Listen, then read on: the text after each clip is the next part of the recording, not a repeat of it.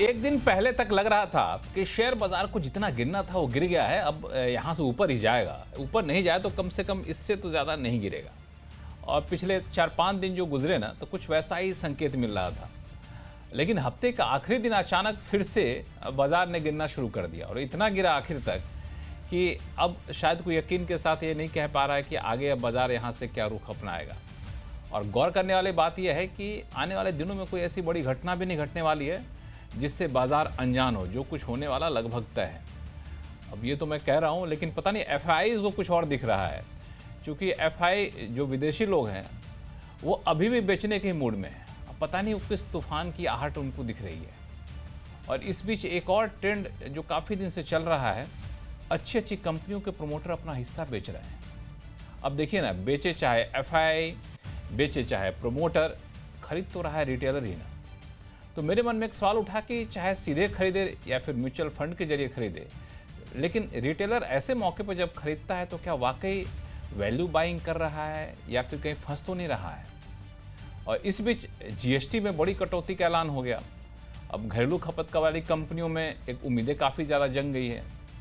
तो आप अगर पैसा लेकर बैठे हैं तो क्या करें, और ऐसे तमाम सवालों का जवाब देंगे आवाज़ अड्डा में आज। नमस्कार, मैं हूं लक्ष्मण रॉय, और हमारे साथ इस कोशिश में शामिल होंगे मार्केट एक्सपर्ट सुदीप बंदोपाध्याय साहब, जियोजित इन्वेस्टमेंट के सीनियर वीपी गौरांग शाह साहब, एनसीड कैपिटल के managing partner Anurag Singh ji, Equentis research and ranking के सीआईओ जसप्रीत सिंह अरोड़ा जी, और हमारे यानी सीएनबीसी आवाज़ के मैनेजिंग एडिटर अनु सिंघल साहब। तो आप सभी मेहमानों का बहुत बहुत स्वागत है। शुरुआत मैं अनु सिंघल साहब आपसे ही करना चाहूँगा, क्योंकि मैं डेली सुबह और शाम में आपकी कमेंट्री देख रहा था। तो जो बाज़ार में तेज़ी देखने को मिली थी पिछले कुछ दिनों तक, आखिर के दिन में वो तेज़ी गायब हो गई। ठीक ठाक निफ्टी में गिरावट देखने को मिली। तो क्या वजह हो सकती है? क्योंकि जितने सारे फैक्टर हमने काउंट किए थे कि ट्रम्प टैरिफ लगा देंगे, ये हो जाएगा, वो हो जाएगा, सब कुछ तो हो चुका है। अब टैरिफ की डेट आएगी 27 को, भी सबको पता है। अब 50% का ऐलान हो गया है। 50 से 75 कर दें, 100 कर दें, कोई फ़र्क नहीं पड़ता। जब 50 हो ही गया तो उससे ऊपर कोई अंतर नहीं पड़ता है। तो आखिर बाजार को अब डर किस बात का? क्योंकि हम तो मान के चल रहे थे वो फैक्टर कर चुके हैं सारे चीज़ों को बाजार, फिर भी बाजार गिर रहा है। देखिए लक्ष्मण जी, फ्राइडे के मूव से मैं भी सरप्राइज्ड हुआ। फ्रैंकली बोलूं तो आज सुबह एक एक्सपेक्टेशन ये थी कि काफ़ी समय से एक तेज़ी चली आ रही है निफ्टी में, पॉइंट टू पॉइंट 600-700 पॉइंट की क्लीन रैली मिल चुकी है। और आज सुबह एक व्यू यही था कि आज अगर गिफ्ट निफ्टी जिस तरीके से बता रहा है, अगर वीक शुरुआत हो तो वो कल के लो के हम आसपास अगर खुले तो वहाँ पर एक अपने प्रॉफिट को बुक करें। लेकिन उस समय ये अंदाज़ा नहीं था कि आज निफ्टी 200 पॉइंट गिर जाएगा। अब इसके कारण अगर गिनाने पे आए, क्या वीकेंड से पहले मार्केट में थोड़ी नर्वसनेस थी। अगले हफ्ते याद रखिएगा वो 27 तारीख की डेडलाइन भी आ रही है, जो यूएस टैरिफ वाला मामला है। आज सुबह भी उसको लेकर कुछ और बयान आए, शायद उसकी वजह से थोड़ी अनसर्टेनिटी थी। कुछ मार्केट को लग रहा है कि जो जीएसटी कट के बाद तेज़ी हुई थी, अब शायद वो थोड़ी ज़्यादा हो गई थी। अभी पूरे डेटा पॉइंट्स क्लियरली आए नहीं है कि किस तरीके से जीएसटी कट पैन आउट होगा। कुछ मार्केट को ये रिस्क भी लग रहा है, जो हमने पिछले हफ्ते भी डिस्कस किया था, कि जीएसटी कट पे ठीक है रैली तो हो गई, लेकिन नियर टर्म में अगर लोग अपनी परचेजेस को पोस्टपोन करेंगे तो क्या वो नेगेटिव होगा। शॉर्ट पॉइंट ये है कि हर दिन के मूव को जस्टिफाई तो किया नहीं जा सकता। हफ्ता ये फिर भी मार्केट के लिए अच्छा रहा, पिछला हफ्ता भी अच्छा था, ये हफ्ता भी अच्छा रहा। अच्छा, आज भी अगर आप देखें तो ज़्यादा दिक्कत लार्ज कैप में थी, मिड कैप तो ठीक ठाक थे। इस हफ्ते मिड कैप में 2% से ज़्यादा के रिटर्न्स रहे। हाँ, ये जरूर है कि एक निफ्टी पर एक क्रूशियल लेवल है 24,800। अगर अगले हफ्ते हम उसके नीचे आए तो फिर इस पूरी की पूरी तेज़ी के अरेस्ट होने का एक रिस्क रहेगा। बिल्कुल आपने सही कहा कि हर दिन के गिरावट को तो जस्टिफाई करने का कोई बहाना ढूंढा नहीं जा सकता। बाजार है, कभी गिरेगा कभी चढ़ेगा।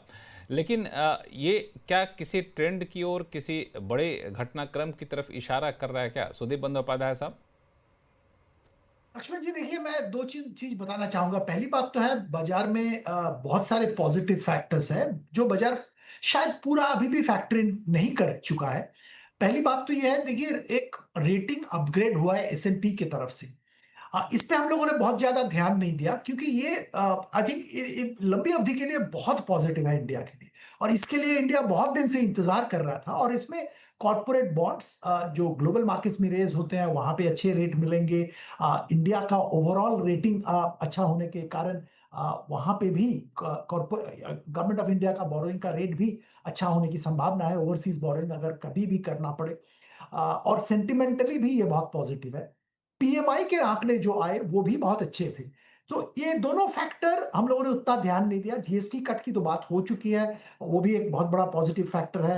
आरबीआई ने ब्याज दरें घटाया है, इन्फ्लेशन कम हुआ है, ट्रांसमिशन हो रहा है, ये सब फैक्टर्ड इन है।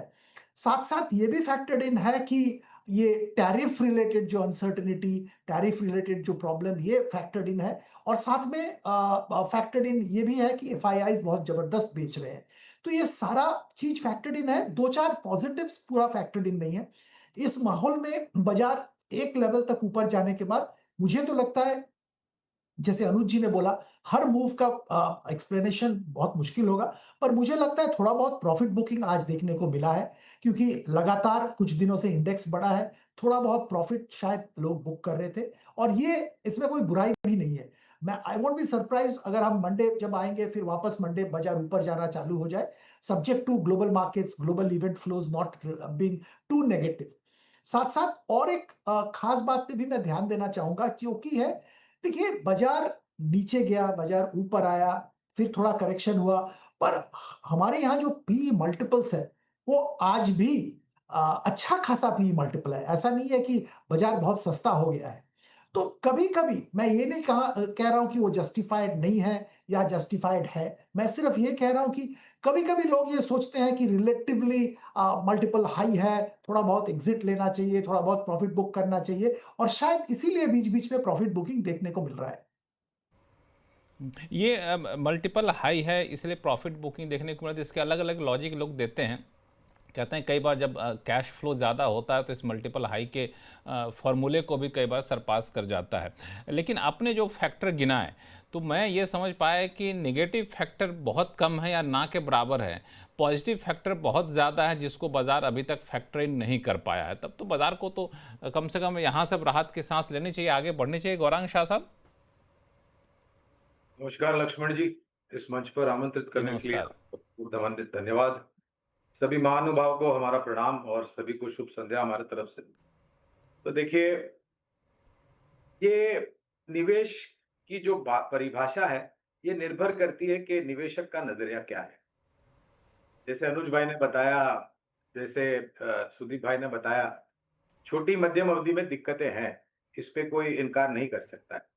लेकिन लंबी अवधि में दिक्कतें क्या किस बात की हैं, मैं समझना चाहता, दिक्कतें किस बात की हैं? दिक्कत है? सबसे बड़ी दिक्कत तो अगले हफ्ते, जैसे आपने बताया कार्यक्रम की शुरुआत में टिप्पणी करी, 27 तारीख को वो जो बुद्धिमानी जीव राष्ट्रपति ट्रंप बैठे अमेरिका में, वो निर्णय लेंगे।